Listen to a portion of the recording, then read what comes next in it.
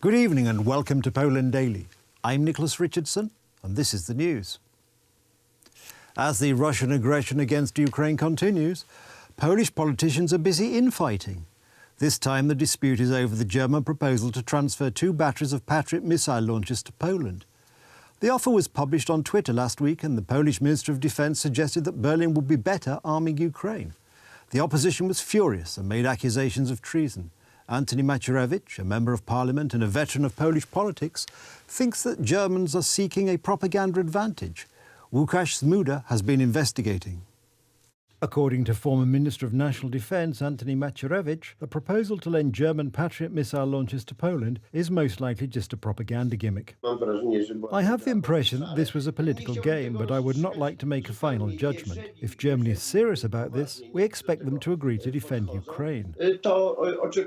Last week, a few days after the tragic events in Przewodow, German Defence Minister Christine Lambrecht offered to provide Poland with 2 sets of Patriot missile batteries. Along with the Patriots, the protection of the Polish skies would be provided by German Eurofighters. Initially, Defence Minister Mariusz Błaszczak accepted the offer on Twitter, but as a result of subsequent Russian missile attacks, it was proposed to deploy the systems in Ukraine, near the Polish border.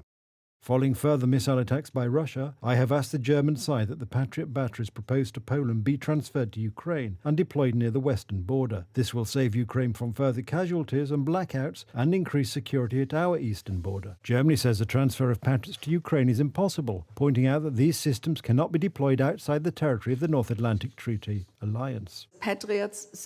Any use of Patriot missiles outside NATO territory would require prior discussions with NATO and allies. This argument was quickly refuted by NATO Secretary-General Jens Stoltenberg himself. Ultimately, this is a national decision. The Polish opposition is demanding that the offer from Germany be accepted. Among the arguments raised is that it would take too long to train the Ukrainians. An opposition MP from the New Left Party, Paweł Krutul, says that the Polish government should accept the proposal. This would also remove doubts about the credibility of Poland's western partner. We will also have Polish batteries, but our soldiers are just training and they are not able to operate the batteries effectively at the moment.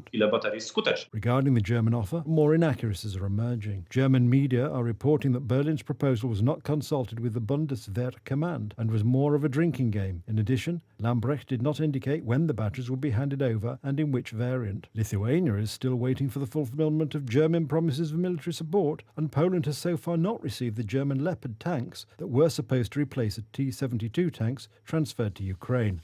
German Leopard main battle tanks were to be handed over to us as a replacement of the MBT given away to Ukraine. It did not happen. We will know them by their deeds. It's the German side that got the ball rolling today. The deployment of systems in the western part of Ukraine could significantly affect the security of Poland. It would give additional time for radars to catch a missile flying in the direction of Poland.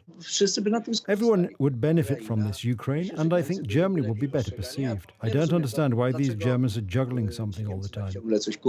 Germany also cannot hide behind the argument related to the alleged time-consuming training of Ukrainians to operate Patriot kits. This is contradicted by the fact that they operate the HIMARS missile systems, donated by the United States, quite well. The peculiar quasi-gesture offered by Germany was meant to cover the effect of information by Boris Johnson that Germany was gambling on a quick Russian victory in this war. Polish soldiers are currently being trained in Poland to operate 2 sets of the latest edition of Patriot anti-missile systems. United States soldiers have been stationed near Rzeszów for 6 months now, protecting Polish airspace with 2 sets of Patriot launchers. In addition, Poland is in the procurement of 6 more units. Monday is the 278th day of Russia's attack on Ukraine. All local collaborators who had previously collaborated with the Russian occupiers have left the town of Nowa Kakhovka in southern Ukraine. The Russian command fears that Ukrainian forces may soon cross the Dnieper River and launch a counter-offensive, threatening Russian military logistical links between Crimea and southern Ukraine. Russian President Vladimir Putin is trying to use the winter as a weapon of war against Ukraine, said NATO Secretary-General Jens Stoltenberg, adding that more attacks on Ukraine's power grid and infrastructure were likely. Speaking ahead of a meeting of NATO foreign ministers in Bucharest, Stoltenberg said he expected the need to help Ukraine with its air defense systems would be one of the main messages from the meeting. President Putin is now trying to use a weapon, use the winter as a weapon of war against Ukraine.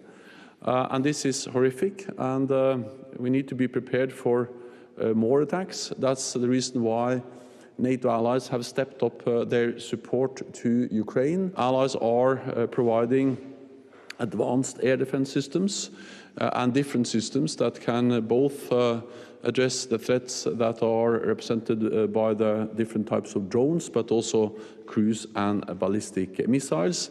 And I expect that one of the messages from the foreign ministerial meeting here in Bucharest will be the need to further step up the provision both of air defense systems, but also, of course, spare parts, training, and ammunition to the different air defense systems, because we need to help Ukraine to defend themselves against this horrific type of warfare. There is a need for more defence forces, deterrence on the eastern flank. I said this a long time ago, from the beginning to be very specific, and even today I discussed all these issues with Mr. Secretary General. In my opinion, there is a need for an increased number of Allied troops, but that is not enough. In Madrid, the decision was rather generic. Everyone agreed that this must be done, but now I want, at least from my side, to get down to business. In addition, very concrete plans are needed so that in the event of an attack it is known very precisely who is sending what troops where. We cannot leave such decisions until the last moment and then be taken by surprise. Romanian President Klaus Iohannis said that there was a need for further reinforcement of NATO's eastern flank, and he wanted the alliance to start drawing up concrete plans for where NATO troops would be sent in the event of an attack on the region. NATO foreign ministers will meet in Bucharest from November the 29th to the 30th, with discussions focusing on Russia's war in Ukraine. Meanwhile, in Ukraine, engineers are working overtime to restore power. The Polish Sejm will investigate the energy deals made between 2007 and 2022. The ruling party chairman, Jarosław Kaczyński, wants the public to know who was instrumental in the energy transition to Russian natural gas and who blocked virtually all the alternative sources. Kaczyński and Prime Minister Mateusz Morawiecki presented a draft law on the appointment of a verification commission.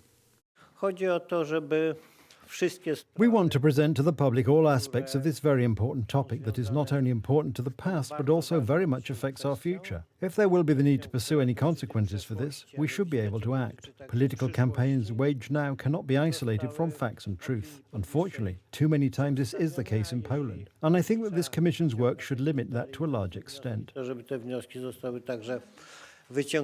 Różne umowy, tak zwane biznesowe umowy.